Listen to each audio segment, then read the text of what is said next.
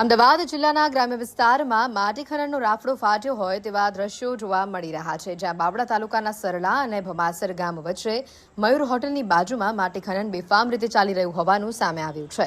સરલા ગામ પંચાયતની માલિકીની જમીનમાંથી જ ગેરકાયદેસર માટી ખનન થતું હોવાનો આક્ષેપ થયો છે. સ્થાનિક લોકોના જણાવ્યા અનુસાર આ સમગ્ર કામગીરી પિયુષ આહિર નામના વ્યક્તિ દ્વારા કરવામાં આવી રહી છે, છતાં પણ હજી સુધી તેની સામે કોઈ જ કડક કાર્યવાહી કરવામાં આવી નથી.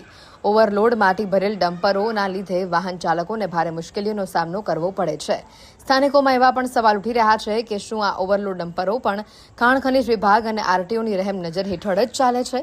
હાલ ગામ લોકો દ્વારા તંત્ર સામે કડક કાર્યવાહી કરવાની માંગ ઉઠી છે અને હવે જોવાનું એ રહેશે કે જવાબદાર વિભાગો આ મામલે શું પગલાં લે છે. Bureau report, Makwana, Mahendra.